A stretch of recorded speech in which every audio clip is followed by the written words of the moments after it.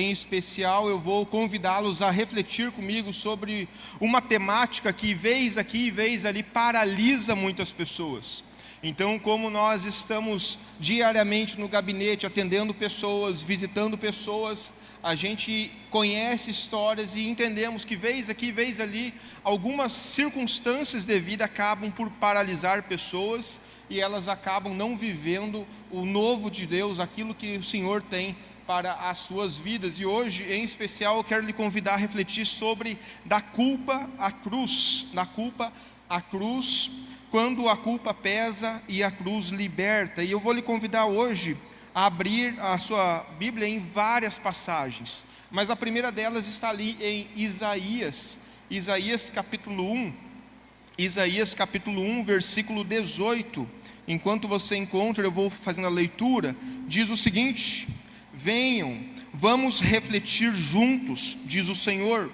Embora os seus pecados sejam vermelhos como escarlate, eles se tornarão brancos como a neve.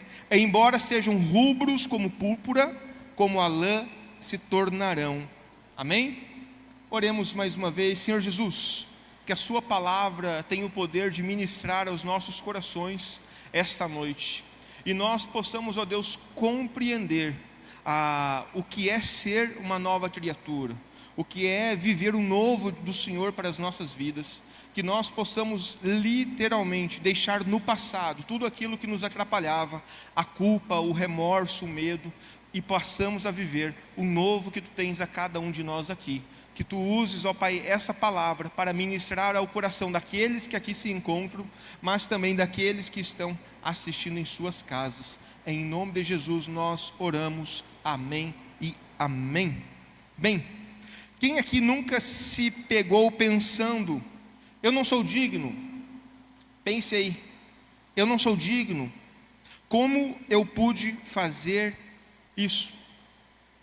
Como eu pude fazer isso? Eu não acredito ainda que eu fiz tal coisa. Obrigado, Mike. Meu Deus, onde eu estava com a cabeça? Frases como essas são mais comuns do que nós imaginamos. E essas frases, elas revelam uma realidade espiritual de culpa.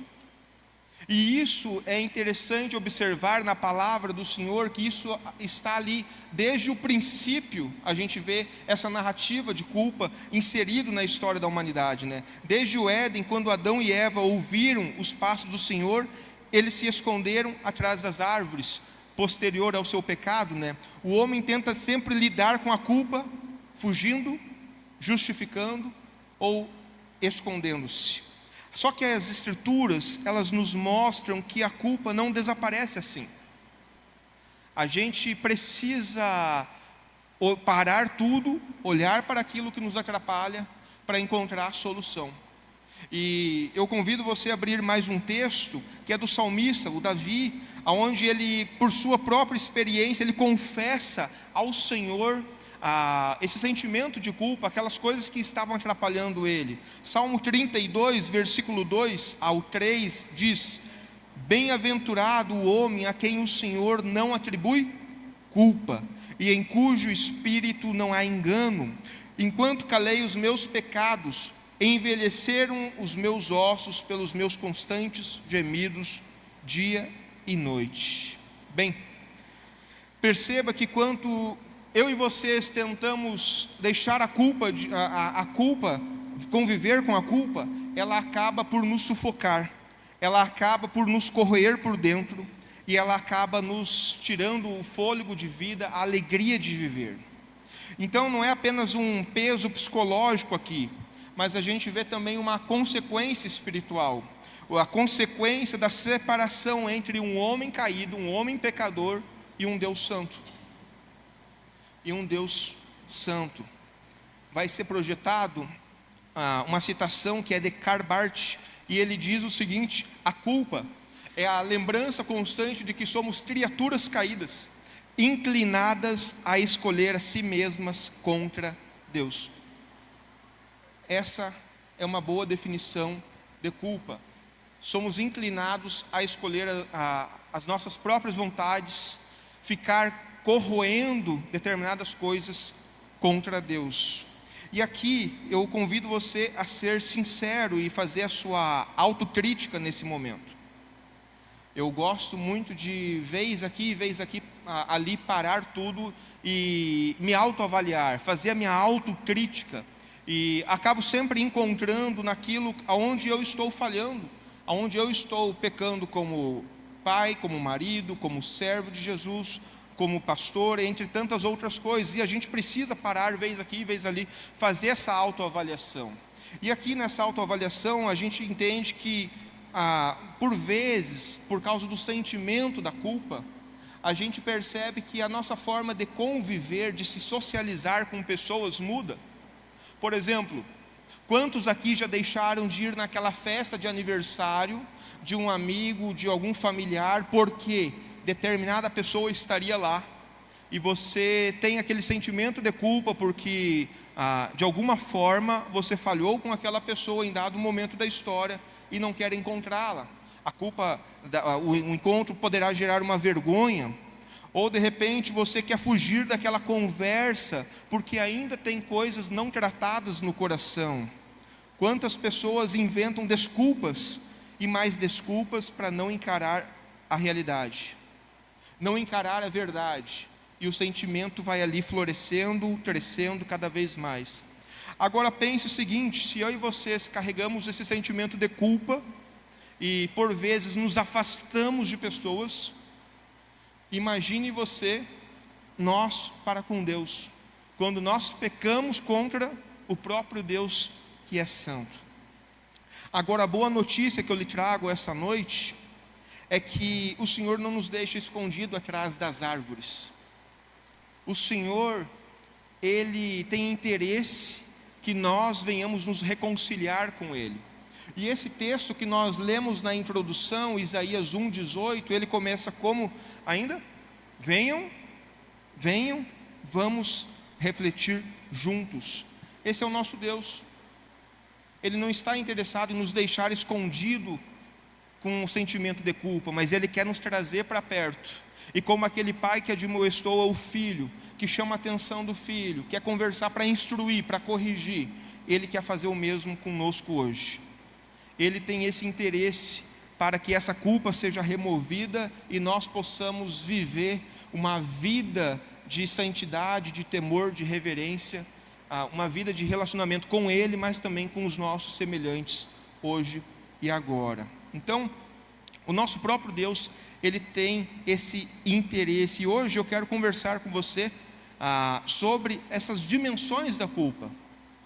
As dimensões da culpa, mas também a resposta de Cristo em meio às dores que a vida às vezes nos traz, né? nos deixa as marcas. Então, como a gente lidar com as culpas, mas também como a gente entender quem é esse nosso Deus. E a primeira coisa que eu convido você, o primeiro tópico é falar sobre a universalidade da culpa. A universalidade da culpa. Romanos 5, abra sua Bíblia, Romanos 5, versículo 12. Romanos 5, versículo 12 diz a palavra do Senhor: portanto, assim como por um só homem entrou o pecado no mundo, e pelo pecado a morte, assim também a morte passou a todos os homens, porque todos pecaram. A Escritura é muito clara: a culpa não é uma experiência isolada de alguns indivíduos. O pecado não é uma experiência isolada de alguns indivíduos, é uma condição universal. É uma condição universal. Todos pecaram. Por seguinte, todos carregam algum tipo de marca, todos carregam algum tipo de culpa. Todos, sem exceção. E eu quero lhe convidar a refletir dentro desse tópico sobre duas coisas. Porque aqui tem uma culpa que ela é procedente, ela é real, ela é verdadeira, ela é justa. Mas há também aquela culpa que às vezes nós somos tão autocríticos com nós mesmos que nem o Senhor nos cobra tanto. E a gente vai refletir sobre isso. A primeira é a culpa procedente, vai ser passada ali, que ela é oriunda dos frutos dos nossos pecados.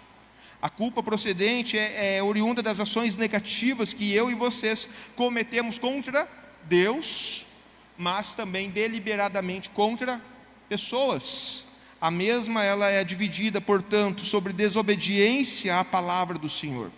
Então, ela é dividida quanto a nós pecarmos deliberadamente contra o Senhor, de forma consciente, deliberada, fazendo em rebeldia ao que o Senhor tem por ensinamento, fazendo coisas contrárias.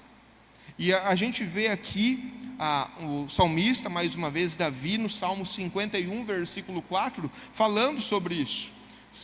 Salmo 51, 4 diz: pequei contra ti somente, e fiz o que é mal perante os teus olhos. Ele não tenta se justificar, mas ele reconhece a sua transgressão. Em essência era contra quem? Contra Deus.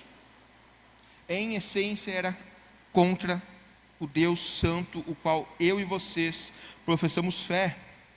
Quando Adão e Eva desobedeceram a Deus, logo eles se sentiram culpados, envergonhados por sua atitude. E se você acompanhar o texto ali comigo, Gênesis capítulo 3, abra aí, Gênesis capítulo 3, versículo 8, você vai ver exatamente esse sentimento de culpa, de se esconder, de se afastar, de se isolar. 3:8 diz: ouvindo o homem e sua mulher os passos do Senhor Deus, que andava pelo jardim quando soprava a brisa do dia, que fala? Esconderam-se da presença do Senhor Deus entre as árvores do jardim. Você já parou para pensar que nós fazemos o mesmo hoje? Todas as vezes que nós cometemos um pecado deliberado contra Deus, o que a gente para de fazer? A gente não tem alegria de ir à casa do Senhor. Nós não temos alegria de estar na igreja entre os irmãos, porque a gente quer o quê? Se esconder. Desde o princípio a gente vê isso. A humanidade, quando peca, tem por natureza caída se esconder da presença do Senhor. Assim como o primeiro casal fez, hoje eu e vocês fazemos quando a gente desobedece, quando a gente fala mal de alguém, quando a gente mente, quando a gente comete algum pecado deliberado e daqui a pouco a gente pensa: poxa, não vou ir no culto hoje, não estou muito legal, não estou muito bem para ir no culto hoje. A nossa natureza caída dizendo: olha, eu não quero me encontrar com o Senhor, pois eu sei que ali Ele vai me lapidar, e lapidar dói. Então, desde o princípio a gente vê isso. Mas também a gente vê um segundo tipo de culpa procedente, e o segundo tipo é ali, desejo de agradar a todos. A desobediência é um costume da sociedade. A sociedade como um todo, ela é regida, por certos usos e costumes. E a gente aprende desde muito cedo alguns desses princípios. Por exemplo, você está no ônibus e entra uma senhora, todos os lugares estão ocupados. O que a gente aprende de pai e mãe? Levante-se e dê o lugar à senhora, dê o lugar ao Senhor. A gente aprende isso desde o princípio, mas às vezes a gente acha: não, eu paguei a passagem, direito meu, e fica por isso mesmo. O ônibus freia, a pessoa cai, e aí vem aquele sentimento de culpa. Poxa, se eu tivesse dado o lugar, de repente isso não teria acontecido. A gente também, vez aqui, vez ali, vê isso aí com troco. Um exemplo assim: eu e vocês fomos educados pelos nossos pais. Se você receber um troco e esse troco for a mais, ele não for seu, o que você vai fazer? Devolve, ele não é seu. Mas quantas as vezes a gente quer se achar o espertalhão? Poxa, o problema é do cara lá do mercado que deu 20 reais a mais. Quantas vezes a gente faz isso? E eu digo que eu fiz isso uma vez na adolescência. Aquele mercadinho da esquina, do bairro, que tu compra ali a vida inteira. E eu fui lá e paguei, e na hora da moça devolver o troco, ela me devolveu a mais do que o dinheiro que eu tinha dado. Fui para casa bem feliz, com uns 14 anos, 13 anos. Essa felicidade durou até o dia seguinte. O problema é que eu já tinha gasto o dinheiro e ela me cobrou no dia seguinte: eu te dei o troco errado ontem. Quantas as vezes a gente faz isso? E aí vem o sentimento de culpa, porque nós desobedecemos um padrão moral, um padrão ético, algum padrão da sociedade, e vem aquela culpa e isso nos tira a paz.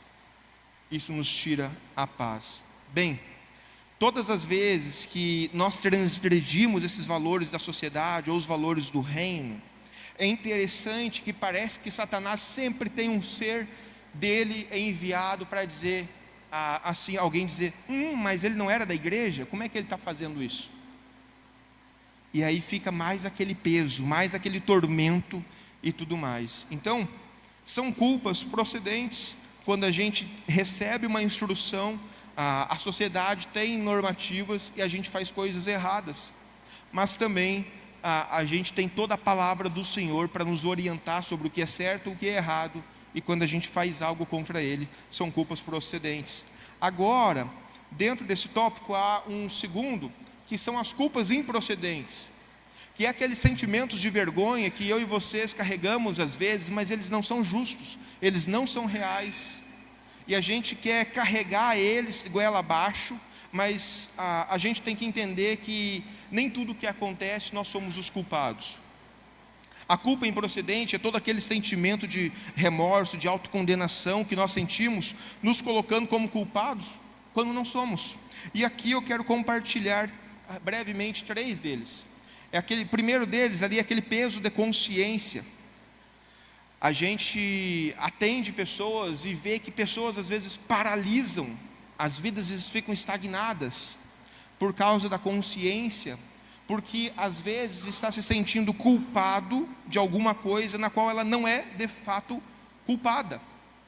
Quantos filhos ali com 7, 8, 10 anos que presenciam o divórcio dos pais, e daqui a pouco eles vão crescendo com um sentimento ruim, um sentimento depressivo, achando que a razão dos pais terem se separado foi deles, e quando na realidade nunca foi, os pais já não estavam bem, mas porque aquele dia, numa lição da escola, porque aquele dia, alguma coisa que derrubou o copo, ele potencializa aquilo ali e carrega para a vida toda, achando que ele foi o responsável pela briga dos pais que culminou cada um ir para um lado.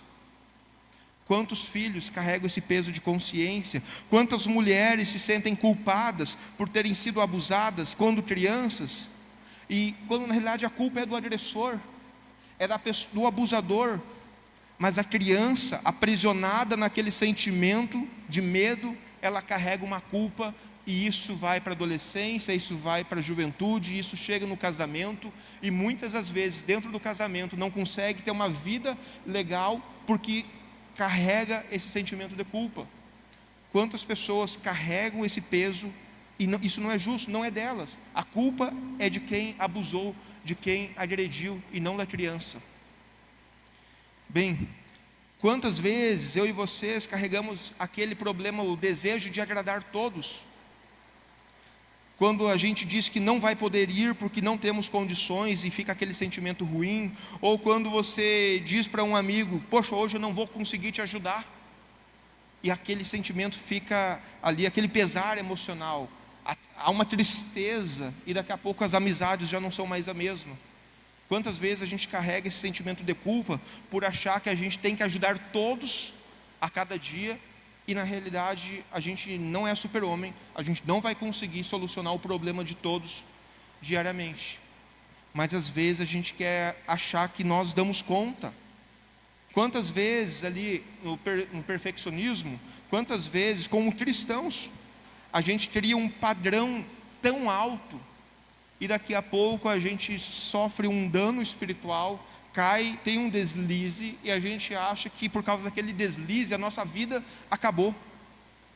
Mas na realidade, o que é que o Senhor nos convida ali? Olha, arrependa-se, arrependa-se. Mas às vezes a gente criou um sistema de leis tão alto, que o Senhor, o nosso Jesus, nunca nos cobrou de tal forma, e aí nós não conseguimos lidar com nós mesmos por causa do nosso padrão de lei. Quantas as vezes a gente quer ser perfeito nesse sentido de santidade, e aí quando há um deslize, a pessoa se quebra pelo mundo. Um exemplo, aqui, um paralelo para entender, é mais ou menos como aquele adolescente que foi criado querendo tirar 10, 10, 10, 10, 10, 10, todas as provas. E um dia ele chega em casa frustrado, porque ele tirou 9,5 e aquilo acabou com a vida dele. É mais ou menos assim. A gente cria um sentimento de perfeição, e quando a gente por meio décimo não alcança o objetivo, parece que a nossa vida não tem mais jeito. Quantas pessoas carregam esse sentimento de culpa, não conseguem viver, só que essa culpa não é procedente. Ela paralisa, ela desmotiva, ela tira o fôlego, e daqui a pouco a pessoa está completamente perdida. Próximo slide vai dizer que carregar esses falsos sentimentos de culpa é pior do que carregar os verdadeiros. Carregar os falsos sentimentos de culpa é pior do que carregar os verdadeiros. Porque quando eu e vocês falhamos contra Deus, a gente sabe que nós pisamos na bola. Mas às vezes a gente decide carregar um monte de culpa improcedente, como vimos. E parece que isso ninguém consegue tirar da nossa cabeça. A gente parece que criou uma crença falsa e fica vivendo e remoendo aquilo ali a vida toda. Bem, agora, independente do tipo de culpa, seja ela procedente ou improcedente, a Bíblia nos mostra que nenhum homem é inocente diante de Deus. Nenhum. A começar por mim, nenhum. Abra Romanos, capítulo 3, versículo 10. A Bíblia diz: não há um justo, nenhum sequer. Pule para o versículo 23, você vai ver: todos pecaram e carecem da glória de Deus. Em Isaías 53, versículo 6, todos nós andávamos desgarrados como ovelhas, cada um se desviava pelo seu caminho, mas o Senhor fez cair sobre ele a iniquidade de todos nós. Então, esses versículos, eles nos falam sobre não há um justo sequer. Independente da culpa ser procedente ou não, não há um sequer, não há um homem sequer que não seja culpado. Todos nós vamos nos apresentar diante do Senhor um dia, e ali vamos ter que reconhecer a nossa pequenez. Eu gosto de uma frase de Charles Spurgeon, pode passar, que ele fala que a culpa, seja real ou imaginada, seja procedente ou imaginada, é como um veneno. Se não for tratada pela graça, ela consumirá a alma. Charles Spurgeon. E isso é muito sério. Muitas pessoas estão hoje paralisadas, não conseguem viver uma vida feliz, uma vida abundante, que a gente vê lá em João 10:10, porque elas estão paralisadas pela culpa, seja procedente ou improcedente. Estão paralisadas com medo, com vergonha, estão paralisadas de não querer vir à igreja para não ter um encontro com o Senhor. Quantas e quantas pessoas são assim? Bem, esse foi o primeiro tópico. O segundo tópico, a gente vai olhar para Jesus e para a sua obra redentora na cruz. Jesus é sua obra redentora. Em Isaías capítulo 53, versículo 4, diz: certamente Ele tomou sobre si as nossas enfermidades e levou sobre si as nossas dores. O Senhor fez cair sobre Ele a iniquidade de todos nós. Se no primeiro ponto eu e vocês vimos a universalidade da culpa, a universalidade do pecado, aqui a gente vê a resposta de Deus à nossa condição caída. A gente vê a cruz de Cristo. Sem a cruz de Cristo, só resta condenação, mas pela cruz, pela graça, há reconciliação, há perdão, há paz, há renovo. Na cruz, Cristo assumiu a culpa que era minha, que era sua. Ele satisfez ali a justiça de Deus. Ele se tornou maldição no meu lugar e no seu, e ali Ele reconciliou o homem perdido com Deus Pai. Próximo slide, ele vai falar uma citação de Bonhoeffer, onde ele fala que a cruz é o único lugar no mundo onde a culpa é enfrentada de modo realista, sem ser ignorada nem suavizada, mas carregada por Cristo. É o único lugar no mundo onde a culpa é enfrentada de modo realista. Eu e vocês tentamos fugir, Eu e vocês tentamos nos esconder, eu e vocês temos vergonha, mas na cruz, pelo sangue de Jesus, toda a culpa foi travada e livres nós somos. Bem, por isso que Paulo afirma ali em 2 Coríntios, pode abrir, capítulo 5, versículo 21, aquele que não conheceu o pecado, ele o fez pecado por nós, para que nele fôssemos feito justiça de Deus. Em Cristo o muro da separação do pecado caiu, e pela cruz o peso da culpa foi removido e substituído por paz, por justificação. Romanos capítulo 5 diz: justificados, pois, mediante a fé, temos paz com Deus por meio de nosso Senhor Jesus Cristo. Essa paz nos traz a certeza que já não existe mais condenação para os que estão em Cristo. Já não existe mais condenação para os que estão em Cristo. E isso é por causa dele e não por causa de nós. Porque se fosse por nós, nós estávamos tudo pegando fogo. Mas por causa do que Jesus fez. Charles Spurgeon, pode passar? Ele diz: na cruz, minha culpa desaparece, meu pecado é lavado, minha alma é perdoada e minha consciência encontra descanso. Na cruz, minha culpa desaparece, meu pecado é lavado, minha alma é perdoada e minha consciência encontra descanso. Eu posso dizer o seguinte: eu tive uma vida com uma multidão de pecados. Lógico que eu continuo pecador e peco todos os dias, mas uma multidão de pecados muito sérios até o dia 20 de fevereiro de 2007, que foi o dia que eu conheci Jesus, e aqueles pecados me atormentavam, eles me tiravam a paz. As coisas que eu fiz eu tinha vergonha, mas naquele dia eu entendi que tudo aquilo foi lavado, tudo aquilo foi remido, tudo aquilo foi cravado na cruz, e já não me aprisionava mais. Sim, não tem como apagar, as marcas ficam, mas pela graça de Deus, isso não me gera mais pesar, não me gera mais dor, isso não me gera mais vergonha do passado. E hoje a gente usa tudo isso para a glória do Senhor, para como Ele quer e quando Ele quer. Porque um dia eu tive essa graça de entender que na cruz a minha culpa desaparece, o meu pecado é lavado, minha alma é perdoada e minha consciência encontra descanso. Se você não entender nada do que eu falar até o final, não tem problema. Eu só quero lhe convidar para repetir comigo essa citação. E se você sair daqui essa noite com isso muito claro, esse culto já foi tremendo, e com certeza o Espírito Santo vai continuar a ministrar e falar algo ao seu coração. Vamos repetir juntos?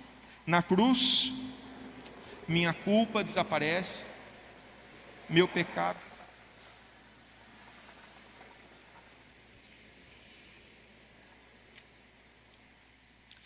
Amém. Então, que eu e vocês possamos encontrar descanso em Cristo Jesus, por meio do seu sacrifício perfeito na cruz do Calvário. Em terceiro e último lugar, a vida livre da culpa em Cristo. A vida livre que Cristo nos proporciona por meio da cruz. 1 João capítulo 1, versículo 9.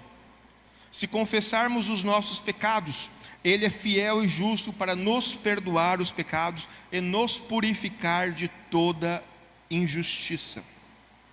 Se a culpa é universal, e a cruz é a resposta de Deus, então a consequência inevitável é que em Cristo eu e vocês vivemos sem culpa, sem condenação, sem medo. A vida cristã ela é uma nova vida, marcada realmente pelo o velho, o que passou, e o novo de Deus. E aqui fica uma indagação no ar. Como então eu e vocês podemos receber perdão? Como eu e vocês podemos viver livre dessa culpa? Como eu e vocês podemos entender, não, peraí, isso aqui não pode mais nos atrapalhar, pois hoje eu sou nova criatura em Cristo Jesus. Então, primeira delas, pode passar? Primeira delas é confessando os nossos pecados. Confessando os nossos pecados. O salmista, Salmo 32, versículo 5. Salmo 32, versículo 5. Ele diz: então eu reconheci diante de ti o meu pecado e não encobri as minhas culpas. Eu disse: confessarei as minhas transgressões ao Senhor, e tu perdoastes a culpa do meu pecado. Provérbios 28, 13. O que encobre as suas transgressões jamais prosperará, mas o que as confessa e deixa alcançará misericórdia. Primeira coisa, então, para a gente receber perdão e viver livre, essa nova vida em Cristo, é confessão dos nossos pecados. Quando foi a última vez que você dobrou os seus joelhos? Quando você fez isso, a sua autoavaliação pela última vez, e se inclinou diante do Senhor, reconhecendo a sua pequenez, reconhecendo a sua miserabilidade? Senhor, como Davi diz, né? Senhor, pequei contra o Senhor. Senhor, eu voltei a fazer aquilo que o Senhor reprova. Senhor, eu voltei a ter aqueles pensamentos e isso está me incomodando. Pense aí quando foi a última vez que você confessou os seus pecados, e se isso é uma ação corriqueira da sua vida cristã ou não. Porque se isso não é um hábito, alguma coisa está errada na sua jornada cristã. Nós devemos nos reunir aqui para cultuar e engrandecer a Deus, mas em casa, no secreto, fechando a porta, dobrando os joelhos, nós temos que ter esse papo reto com o Senhor, confessar a nossa miserabilidade. Segundo, quando que você abandonou, ou se você vem lutando contra o seu velho homem, se você vem abandonando e lutando contra o seu velho homem.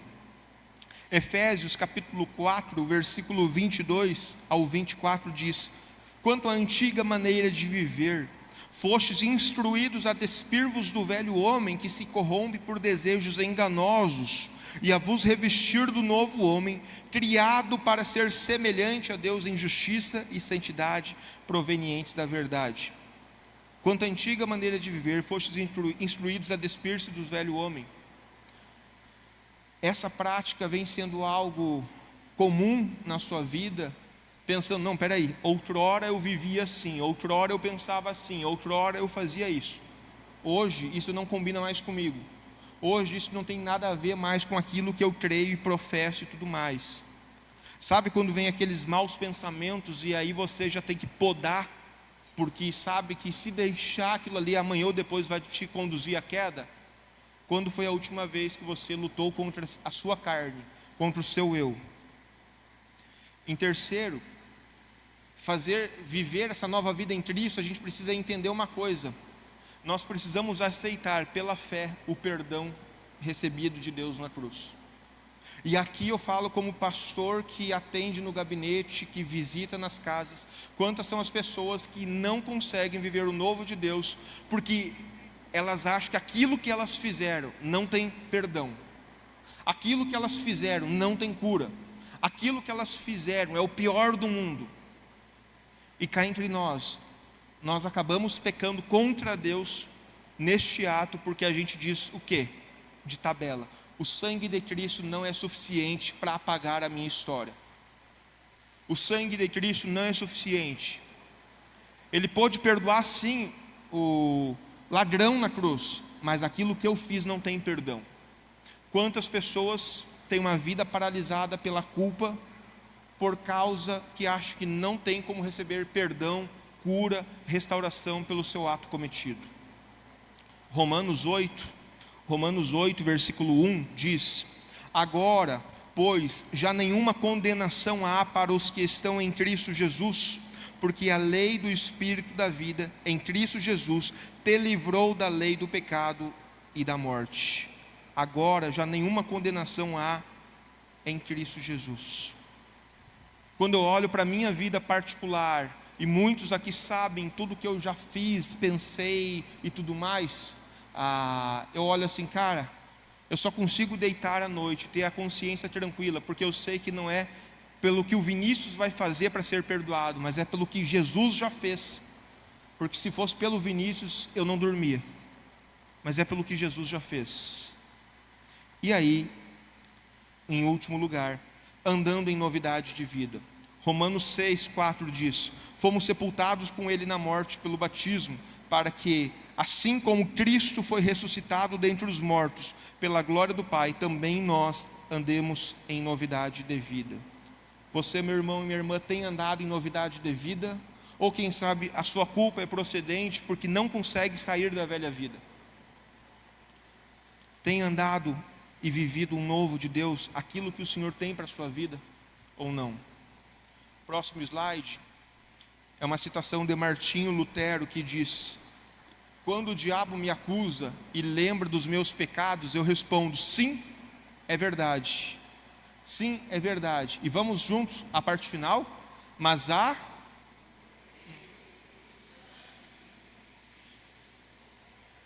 muito bem, mas há um cordeiro cujo sangue me purifica de todo o pecado. Este é o segredo da vida sem culpa. Este é o segredo da vida sem culpa. Não é olhar para si mesmo e achar que por suas condições você vai fazer alguma coisa, você vai resolver alguma coisa, mas é olhar para o cordeiro que foi morto e reviveu ao terceiro dia. 1 João 1,7: o sangue de Jesus Cristo, o Filho de Deus, nos purifica de todo pecado. Amém? Hoje eu lhe convido a tomar algumas decisões, vai ser passado ali. A primeira delas é: reconheça a sua culpa diante de Deus. Reconheça a sua culpa diante de Deus. Em Mateus 11 ele diz, vinde a mim todos os que estáis cansados, sobrecarregados, e eu vos aliviarei. Reconheça hoje a sua culpa. Senhor, realmente eu tenho pecado, realmente eu tenho carregado uma culpa, e isso tem me paralisado tantos anos nos meus relacionamentos. Isso tem paralisado tantos anos na minha vida comunitária, porque eu não consigo servir na sua casa, porque eu ainda me sinto culpado pelo que eu fiz outrora. Quantas pessoas a gente atende e a pessoa diz: cara, eu queria estar com vocês, eu queria servir, mas eu ainda tenho aquele problema, eu ainda não consigo lidar com a minha história. Só que tu vai olhar, aquele problema é 10, 15, 20 anos atrás. Não é uma coisa que, poxa, eu pequei essa semana, realmente eu tenho que me afastar, me santificar. Não, a gente está falando depois de 15 anos atrás, e a pessoa está ali ainda paralisada. Então, reconheça a sua culpa diante de Deus, confesse com arrependimento, pedindo aquele arrependimento sincero, genuíno: Senhor, tira tudo isso que está me atrapalhando, e creia no perdão conquistado por Cristo na cruz. Se você não crê que o sangue dele foi suficiente para te lavar, para te remir, para te perdoar, meu irmão e minha irmã, Satanás vai continuar jogando dardos. E que tipo de crente você é, e olha só o que você fez, e tu acha que vai ter perdão pelo que tu fez aquela vez, e você vai ser aquele crente paralisado, não vai gerar frutos, não vai viver a vida abundante que nós recebemos, porque está paralisado, uma mente cauterizada no pecado passado, e não recebe do Senhor o perdão conquistado na cruz. Mas também ande em liberdade debaixo da condenação, entendendo que não é pelo que você fez, mas é pelo que Ele faz. Concluo com uma frase de Spurgeon que diz: aquele que crê em Cristo tem a sua culpa apagada para sempre. O tribunal de Deus não guarda registros contra ele. O sangue do Cordeiro limpou de todos os livros. Aquele que crê em Cristo tem sua culpa apagada para sempre. O tribunal de Deus não guarda registros contra ele. O sangue do Cordeiro o limpou de todos os livros. Hoje é dia de se entregar a Jesus livre de toda culpa. Eu não sei como você entrou por aquela porta. Nós temos muitos visitantes em nosso meio, e de repente você até já servia ao Senhor em alguma comunidade, mas parecia que ali sempre tinha aquele peso imposto, e daqui a pouco não conseguia viver o novo de Deus. Mas pela graça, por Cristo Jesus, nós fomos limpos, sarados, perdoados, restaurados, renovados. E você pode sair daqui essa noite livre de toda culpa.